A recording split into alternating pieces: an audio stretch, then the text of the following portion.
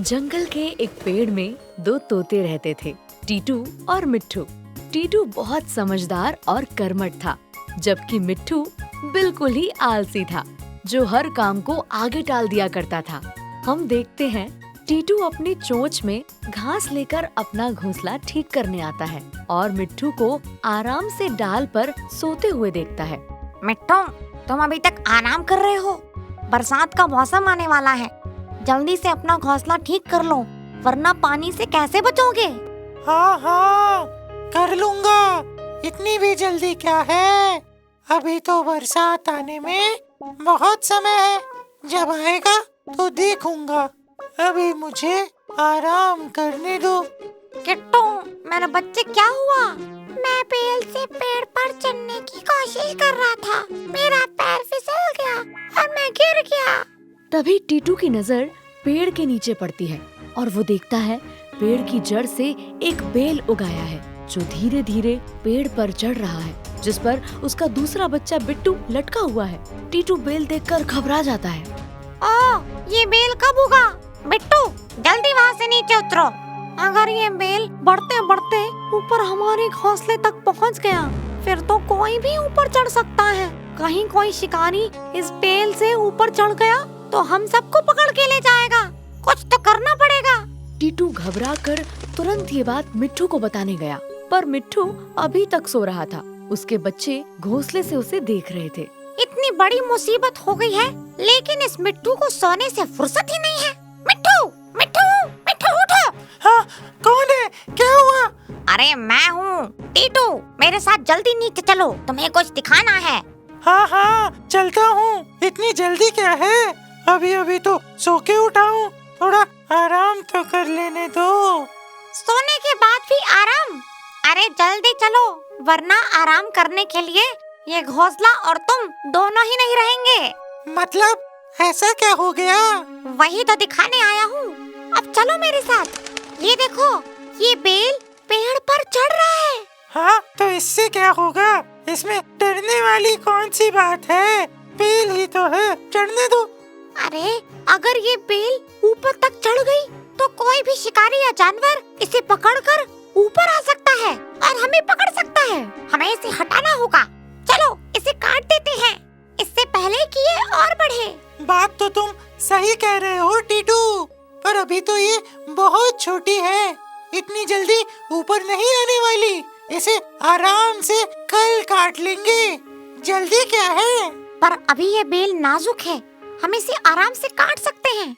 अगर ये बड़ी होकर सख्त हो गई तो फिर हम इसे नहीं काट पाएंगे। अरे काट कैसे नहीं पाएंगे? हमारी नुकीली और तेज चोंच किस दिन काम आएंगे? तुम्हें ज्यादा परेशान होने की जरूरत नहीं है। अब चलो आराम करते हैं। मिट्ठू, चलो उस बेल को काट दें, नहीं तो बहुत बुरा हो सकता है। हाँ, काट देंगे। इतनी जल्दी भी क्या है? टीटू के बार बार समझाने पर भी मिट्ठू को बात समझ में नहीं आई, पर टीटू उस बेल को देखकर डर गया था। लेकिन बेल को काटना अकेले उसके बस की बात नहीं थी। हम देखते हैं टीटू चुपचाप टेंशन में नीचे बैठ के पेड़ में चढ़ती बेल को देख रहा है। फिर वो जाके उसे काटने की कोशिश करता है, लेकिन बेल बहुत कोशिश के बाद भी नहीं कटती। ऐसे धीरे धीरे तो बेल काटने में बहुत समय लग जाएगा। मिट्ठू की मदद के बिना ये संभव नहीं है। टीटू के पास अब और कोई उपाय नहीं था सिवाय मिट्ठू का इंतजार करने के। समय बीतता गया और बेल बड़ा होते हुए पेड़ पर ऊपर चढ़ने लगा। बेल बढ़ता जा रहा है और पेड़ पर ऊपर चढ़ता जा रहा है। टीटू चुपचाप ये टेंशन में देखता रहता है। फिर कभी अपनी चोंच से उसे काटने की कोशिश करता है तो कभी अपने पंजे से उसे हटाना चाहता है, पर सफल नहीं हो पाता। टीटू हार कर फिर से मिट्ठू के पास जाता है। टीटू मिट्ठू के पास जाता है और देखता है वो आराम से बैठ के चने खा रहा है। वो टीटू को देखता है। टीटू मेरे दोस्त, आओ चने खाओ। मिट्ठू, हमारे ऊपर इतना बड़ा संकट आने वाला है और तुम यहाँ मजे से चने खा रहे हो। वो बेल बढ़कर बिल्कुल ऊपर आ गया है, हमें उसे काट देना चाहिए। अच्छा, वो बेल? तुम अभी तक उसी की चिंता में हो? वो अभी भी बहुत नीचे है। तुम चिंता मत करो, हम मिलकर उसे काट देंगे। अभी अभी चने खाए हैं, थोड़ा आराम तो कर लूं, फिर इसके बारे में सोचते हैं। मिट्ठू ने अपने आलस के कारण फिर एक बार टीटू की बात टाल दी। टीटू वहाँ से फिर से निराश होकर अपने घोंसले में चला गया। बेल बढ़ते हुए ऊपर उनके घोंसले तक पहुँच जाता है। टीटू ये देखता रह जाता है और कुछ ही दिनों में वो बेल उनके घोंसले तक पहुँच गया। टीटू ये देखकर बहुत ज्यादा परेशान हो गया। ये बेल तो हमारे घोंसले तक आ गया। अब ये पेड़ रहने के लिए बिल्कुल भी सुरक्षित नहीं है। टीटू को खतरा समझ में आ चुका था और उसने अपने बच्चों के साथ उस पेड़ को छोड़ने का फैसला कर लिया और मिट्ठू के पास गया। टीटू मिट्ठू के पास जाता है। मिट्ठू, अब ये पेड़ हमारे बच्चों के लिए बिल्कुल भी सुरक्षित नहीं है। बेल हमारे घोंसले तक आ गया है। मैं अपने बच्चों को लेकर यहाँ से जा रहा हूँ, इससे पहले कि बेल के सहारे कोई शिकारी ऊपर चढ़कर हमें पकड़ ले। मैं तो कहता हूँ तुम भी अपने बच्चों को लेकर मेरे साथ चलो। टीटू, तुम बेकार में परेशान हो रहे हो। यहाँ इस जंगल में कोई नहीं आने वाला। घर छोड़कर जाने की क्या जरूरत है? शिकारी को आना होता तो अब तक आ भी जाता। तुम्हें जाना है तो जाओ, मैं कहीं नहीं जाऊंगा। मिट्ठू अपने आलस के कारण फिर से टीटू की बात नहीं सुनता। टीटू अपने बच्चों को लेकर वहाँ से चला जाता है और जैसा कि टीटू को डर था, एक दिन जंगल में एक शिकारी आया और शिकार की तलाश करने लगा। उसी समय उसकी नजर मिट्ठू के बच्चों पर पड़ी और उसने उन्हें पकड़ने की सोची। वाह, कितने सुंदर तोते के बच्चे हैं। इन्हें मैं पकड़कर अपने साथ ले जाऊंगा। मेरे बच्चे इनके साथ खेलकर बहुत खुश होंगे। शिकारी उसी बेल के सहारे पेड़ पर चढ़ जाता है और चुपके से मिट्ठू के बच्चों को पकड़ के पिंजरे में डाल देता है। बचाओ, बचाओ, पापा! रुको, रुको, मेरे बच्चों को छोड़ दो, छोड़ दो। मिट्ठू चिल्लाता रहा, लेकिन शिकारी ने उसकी एक न सुनी और उनके बच्चों को अपने साथ लेकर चला गया। मिट्ठू अब रोने के अलावा कुछ नहीं कर सकता था। काश मैंने टीटू की बात मान ली होती, मेरे बच्चे। और इस तरह मिट्ठू को अपने आलस के कारण अपने बच्चों से हाथ धोना पड़ा। बहुत समय पहले की बात है। एक जंगल में एक लोमड़ी रहता था जो बहुत चालाक था, लेकिन साथ ही वो लोमड़ी बहुत ही आलसी भी था। वो इतना आलसी था कि अपना पेट भरने के लिए खुद से खाना तलाश करने में भी आलस करता था, इसलिए वो हमेशा भूखे पेट ही रह जाता था। लगता है आज भी मुझे कोई खाना नहीं खिलाने वाला। इससे पहले कि भूख से मेरे प्राण निकल जाएं, मुझे कोई उपाय सोचना पड़ेगा। लोमड़ी खाना जुगाड़ करने के तरीके सोच रहा था, तभी उसकी नजर पेड़ के नीचे बिल में पड़ी। उसने देखा कि उस बिल से बहुत सारे चूहे निकल के कहीं जा रहे हैं। उन सब चूहों में एक चूहा बहुत ही मोटा और तगड़ा था। वाह, इतने सारे चूहे एक जगह! अगर ये चूहे मुझे खाने के लिए मिल जाएं, तो मजा आ जाएगा। पर इन्हें पकड़ने के लिए मुझे बहुत मेहनत करनी पड़ेगी। मुझे कोई और तरकीब निकालनी पड़ेगी जिससे ये चूहे खुद ही मेरे पास भोजन बनने के लिए आ जाएं। लोमड़ी कोई तरकीब सोचने में डूबा हुआ था, तभी उसे सारे चूहे खाना खा के वापस आते हुए दिखे। सरदार, आज तो मजा आ गया। खाने के लिए कितने स्वादिष्ट भोजन मिले। सारे चूहे और उनका सरदार अपने बिल में चले गए। लोमड़ी ये सब देखता रहा और रात भर कोई ऐसी तरकीब सोचता रहा जिससे वो आसानी से चूहों को खा सके, और सुबह तक उसने एक तरकीब सोच ही ली। अगले दिन लोमड़ी ने अपनी योजना के अनुसार चूहों के बिल के बाहर हाथ जोड़कर एक पैर पर खड़ा हो गया। उसका मुंह खुला हुआ था और उसकी दिशा सूरज की ओर थी और आंखें बंद थी। तभी चूहे बिल के बाहर आए और लोमड़ी को ऐसी अनोखी मुद्रा में खड़े देख आश्चर्यचकित हुए। उसे ऐसे खड़ा देख एक चूहा डरते डरते उसके पास गया। लोमड़ी भाई, तुम इस तरह एक टांग में क्यों खड़े हो? चूहे की आवाज सुनकर लोमड़ी ने धीरे से अपनी एक आंख खोली और गुस्से से बोला, मूर्ख चूहे, लगता है तुमने मेरे बारे में कभी नहीं सुना। अगर मैं गलती से भी चारों पैर जमीन पे रख दूंगा तो ये धरती मेरा बोझ नहीं संभाल पाएगी और उसी के साथ तुम सबका अंत हो जाएगा। तब तक बिल से और भी चूहे बाहर आ चुके थे और लोमड़ी की ये बात सुनकर उनमें खुसुर फुसुर शुरू हो गई और सब धीरे धीरे लोमड़ी के पास गए और चूहों के सरदार ने आगे आकर लोमड़ी से पूछा। हे महान लोमड़ी, हम आपकी बात सुनकर आपके बारे में जानने को बहुत उत्सुक हैं। कृपया हमें अपने बारे में कुछ और बताइए। मैंने हजारों वर्ष हिमालय पर्वत में एक टांग पर खड़े रहकर तपस्या की है। भगवान ने प्रकट होकर मुझसे कहा कि मेरी तपस्या से मेरा भार इतना अधिक हो गया है कि अगर मैं अपने चारों पैर धरती पे रख दूं, धरती गिरने लगेगी और ब्रह्मांड को फोड़कर दूसरी ओर निकल जाएगी। लोमड़ी की बातें सुनकर सारे चूहे उससे प्रभावित हो गए और उसके सामने हाथ जोड़कर खड़े हो गए। लोमड़ी अपनी झूठी कहानी चूहों को सुनाता रहा। तब से देवताओं ने कहा कि धरती मेरी कृपा पर ही टिकी रहेगी और उसी समय से मैं अपनी एक टांग पर खड़ा हूँ, क्योंकि मैं नहीं चाहता कि मेरे कारण अन्य किसी जीव जंतुओं को कष्ट हो। और अगर मैंने अपने चारों पैर धरती पर रख दिए तो अनर्थ हो जाएगा, प्रलय आ जाएगा, सब खत्म हो जाएगा, तुम सब भी। हे महान लोमड़ी, आप दिन रात एक पैर पर खड़े रहते हैं, फिर भोजन कैसे और कब करते हैं? मेरा भोजन केवल हवा है, मैं बस हवा खाकर ही जिंदा रहता हूँ। देवताओं के आशीर्वाद से मुझे खाना खाने की जरूरत कभी नहीं पड़ती। लोमड़ी की बात सुनकर चूहे उससे पूरी तरह प्रभावित हो चुके थे। जैसे जैसे लोमड़ी उन्हें अपने बारे में बताता गया, उनका सारा भय जाता रहा और वो निर्भय होकर उसके बिल्कुल निकट आ गए। चूहों को अपने इतने पास आते देख लोमड़ी बहुत खुश हुआ। वाह, लगता है मेरी योजना काम कर गई। अब मुझे भोजन की कमी कभी नहीं होगी, बस मुझे ये ढोंग चालू रखना होगा। इस तरह लोमड़ी रोज अपनी एक टांग पर खड़ा रहता और चूहे उसके चारों ओर बैठकर ढोल मंजीरे लेकर उसके भजन गाते। लोमड़ी ये देख बहुत खुश था, क्योंकि जैसे ही भजन कीर्तन खत्म करके चूहे अपने बिल में वापस जाने लगते, लोमड़ी चुपके से एक दो चूहों को दबोचकर खा जाता। वो मजे से दबोचे हुए चूहों को खाकर रात भर आराम करता था और फिर सुबह होते ही चूहों के बिल के पास जाकर एक टांग पर खड़ा हो जाता था। वाह, बिना परिश्रम का खाना कितना स्वादिष्ट लगता है।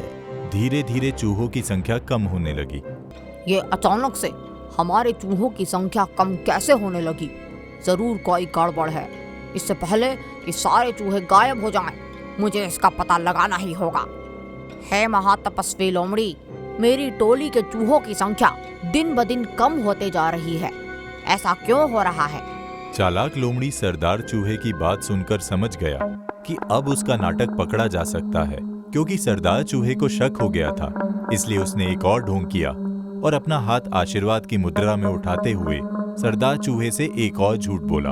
हे चतुर चूहे, यह तो एक दिन होना ही था, क्योंकि जो भी बिल्कुल सच्चे मन से मेरी भक्ति करेगा, उसे अपने पूरे शरीर समेत वैकुंठ की प्राप्ति होगी। तुम्हारे चूहे को अपनी सच्ची भक्ति का फल मिल चुका है, वो सभी वैकुंठ लोक जा चुके हैं। सरदार चूहा लोमड़ी की ये बात सुनकर चौंक गया। तभी उसकी नजर लोमड़ी के पेट पर गई और उसने ये देखा कि लोमड़ी पहले से बहुत मोटा और तगड़ा हो गया है।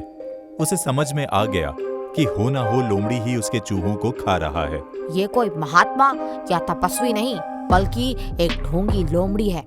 मुझको सबको सतर्क करना होगा। चूहों के सरदार ने तुरंत जाकर बाकी बचे चूहों को सतर्क किया और एक योजना बनाई। अगले दिन फिर से सब चूहे लोमड़ी के पास भजन कीर्तन के लिए गए, पर इस बार सरदार चूहे ने सबसे अंत में अपने बिल में घुसने का फैसला किया। भजन कीर्तन समाप्त होने के बाद सारे चूहे बिल में घुसने लगे। चूहों का सरदार आज सतर्क होकर सबसे पीछे था और जैसे ही लोमड़ी ने उसे दबोचना चाहा, सरदार चूहा उछलकर उसके पंजे से बच गया और उछलकर लोमड़ी की गर्दन में चढ़ गया और उसे काटने लगा। लोमड़ी दर्द से तिलमिला उठा। बचाओ, छोड़ो मुझे। सरदार चूहे के हमला करते ही बाकी चूहे भी आकर लोमड़ी पर हमला करने लगे और उसे जगह जगह से काटने लगे। लोमड़ी ने बहुत कोशिश की, लेकिन इतने सारे चूहों के हमले से वो बच नहीं पाया और धीरे धीरे दम तोड़ दिया। चूहे ये देखकर बहुत खुश हुए। इस तरह सारे चूहों ने मिलकर ढोंगी लोमड़ी से अपना बदला लिया। बात बहुत पुरानी है। सुंदर नगर एक बहुत ही खूबसूरत शहर हुआ करता था और काफी प्रसिद्ध भी था, पर अपनी सुंदरता के लिए नहीं, बल्कि एक भूतिया ट्रेन की वजह से। कहते हैं कि सुंदरनगर के स्टेशन में हर शनिवार को रात 12 बजे एक भूतिया ट्रेन आती थी, जिससे डरकर लोग ट्रेन आने के समय पर जहां जगह मिले वहीं छुप जाते थे, चाहे वो यात्री हों, रेल कर्मचारी या फिर प्लेटफॉर्म के दुकानदार, क्योंकि सबने ये सुन रखा था कि आज तक जो भी उस ट्रेन में चढ़ा वो लौटकर वापस नहीं आया। भागो, सब लोग छुप जाओ, 12 बजने वाले हैं, भूतिया ट्रेन आने का समय हो गया है, जल्दी करो।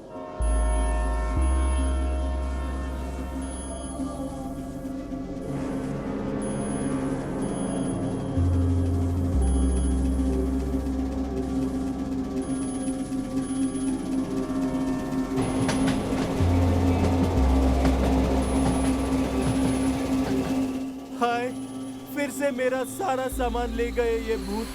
सामान गया पर जान तो बच गई। अच्छा हुआ उन्होंने तुम्हें नहीं देखा, वरना सामान के साथ साथ तुम भी गायब हो जाते। शुक्र है ट्रेन चली गई और सब लोग सुरक्षित हैं। पता नहीं इस भूतिया ट्रेन से हमें कब छुटकारा मिलेगा। इस तरह ये सिलसिला चलता रहा। भूतिया ट्रेन स्टेशन में आती और भूत स्टेशन का सारा सामान उठाकर ले जाते, पर भूतों के डर से किसी की ये हिम्मत नहीं होती थी कि उनके पीछे जाए या ट्रेन में चढ़े। फिर एक दिन स्टेशन में एक यात्री आया। भाई, अगले ट्रेन की एक टिकट देना। क्या? अगले ट्रेन की? तुम्हारा दिमाग तो ठीक है, भूतिया ट्रेन में जाओगे? भूतिया ट्रेन मतलब? लगता है यहाँ नए हो। अगली ट्रेन जो आने वाली है उसे भूत चलाते हैं। आज तक जो भी उस ट्रेन में गया वो वापस नहीं लौटा। उसमें भूल के भी मत चढ़ना। टिकट कलेक्टर की बात सुनकर यात्री हैरान हो गया और सोच में पड़ गया कि आखिर भूत ट्रेन कैसे चला सकते हैं और आखिर वो ट्रेन से क्यों आते हैं। उसके मन में इतने सारे सवाल पैदा हो गए कि उसने ट्रेन में जाने की ठान ली, ताकि उसे उसके सवालों के जवाब मिल सके। मैं बड़ी जल्दी में हूं भाई, बस अगले स्टेशन तक ही जाना है, आप मुझे टिकट दे दो। सोच लो, फिर बाद में मत कहना कि मैंने चेतावनी नहीं दी। हाँ, नहीं बोलूंगा, आप जल्दी से टिकट दे दो। लगता है जरूरत से ज्यादा बहादुर हो। ये लो। अरे 12 बजने वाले हैं, भूतिया ट्रेन आने का टाइम हो गया। भागो, सब लोग छुप जाओ। भाई साहब, अभी भी समय है, मेरी बात मानो और भाग जाओ यहाँ से। ट्रेन में चढ़ने का आइडिया अच्छा नहीं है। ठीक है भाई, बताने के लिए धन्यवाद, पर जाना तो मुझे होगा ही, तुम अपना ध्यान रखना। सब लोग भूतिया ट्रेन के डर से इधर उधर छुप गए, सिवाय उस बहादुर यात्री के। वह अकेला ही प्लेटफॉर्म में छुपकर ट्रेन का इंतजार करने लगा। जरा मैं भी तो देखूं कि भूत होते कैसे हैं। जहां सब लोग उस भूतिया ट्रेन से डरते थे, उस बहादुर आदमी ने उसका सामना करने का सोचा। थोड़ी ही देर में भूतिया ट्रेन प्लेटफॉर्म में आकर रुकी और हमेशा की तरह उसमें से कुछ भूत बाहर आए और स्टेशन का सारा सामान लेकर ट्रेन में वापस चले गए। और जैसे ही ट्रेन प्लेटफॉर्म से खुली, बहादुर यात्री दौड़कर ट्रेन में चढ़ गया और ट्रेन के अंदर जाते ही उसने वहां भूतों को बैठा पाया। भूत उसे देखकर गुस्सा हो गए। हमारी ट्रेन में इंसान? तुम्हारी हिम्मत कैसे हुई हमारी भूतिया ट्रेन में चढ़ने की? अब तुम्हारा भी वही हाल होगा जो इस ट्रेन में चढ़ने वाले बाकी इंसानों का हुआ है। तुम कभी यहाँ से वापस नहीं जा पाओगे। सारे भूत मिलकर उस यात्री को डराने लगे, पर यात्री सिर्फ बहादुर ही नहीं बल्कि चालाक भी था। उसने भूतों से बचने की एक तरकीब सोची। तुम लोग मुझे धमकी दे रहे हो। लगता है तुम्हें पता नहीं है कि मैं कौन हूँ और कहाँ से आया हूँ। मतलब कौन हो तुम? मैं भी एक भूत हूँ, भूतनगर से आया हूँ इस भूतिया ट्रेन पे कब्जा करने। कब्जा करने? भूतनगर? हाँ, अब मैं और मेरे साथी इस ट्रेन में सफर करेंगे। तुम लोगों ने बहुत दिन इस ट्रेन के मजे ले लिए, अब हमारी बारी है। क्या? तुम और भूत? और तुम्हारे साथी कहाँ हैं? कहीं दिखाई तो नहीं दे रहे। क्या दिखाई नहीं दे रहे? तुम्हारे चारों तरफ ही तो खड़े हैं। यात्री की बात सुन भूत घबरा गए। उन्हें आसपास कोई दिखाई नहीं दे रहा था। पर उसकी बातों से उन्हें विश्वास हो गया कि जरूर उनके आसपास सच के भूत हैं, इसलिए उन्हें दिखाई नहीं दे रहे। लगता है सच में भूत आ गए। अब हम क्या करें? अब तुम कुछ नहीं करोगे, जो करेंगे मेरे भूत साथी करेंगे। साथियों, आगे बढ़ो और गायब कर दो इन्हें। जैसे ही यात्री ने ऐसा कहा, सारे भूत घबरा गए और फिर जो हुआ वो किसी ने नहीं सोचा था। असल में वो सारे भूत के भेष में इंसान थे जो भूत बनने का नाटक कर रहे थे। नहीं नहीं, हमें माफ कर दो। हम कोई भूत वूत नहीं है। हम तो बस चोरी करने के लिए भूत बनने का नाटक करते थे। हाँ, हमें छोड़ दो। छोड़ कैसे दूं? तुम लोगों ने असली भूतों को बदनाम किया है। अब इसकी सजा जरूर मिलेगी, ताकि दोबारा ऐसा काम कभी नहीं करो। हम वादा करते हैं फिर ऐसा कभी नहीं करेंगे। हमें जाने दो, माफ कर दो। ठीक है, इस बार माफ कर देता हूं, पर फिर कभी ऐसा किया तो गायब कर दिए जाओगे, वो भी हमेशा के लिए। नहीं नहीं, हम वादा करते हैं दोबारा कभी इधर दिखाई नहीं देंगे। भागो! और इस तरह असली भूतों के डर से नकली भूत भाग गए हमेशा के लिए। और उस यात्री ने अपनी बहादुरी और चालाकी से सबकी समस्या दूर कर दी, क्योंकि अब भूतिया ट्रेन का असली राज खुल चुका था। आपका बहुत बहुत धन्यवाद। हम इस ट्रेन की वजह से काफी दिनों से परेशान थे। तुम तो सच में बहुत बहादुर हो। सबने उस बहादुर यात्री का धन्यवाद किया और फिर वो ट्रेन भूतिया नहीं रही और सब आराम से उसमें अपना सफर करते थे, वो भी बिना डरे। और सुंदर नगर की सुंदरता फिर से पहले की तरह हो गई।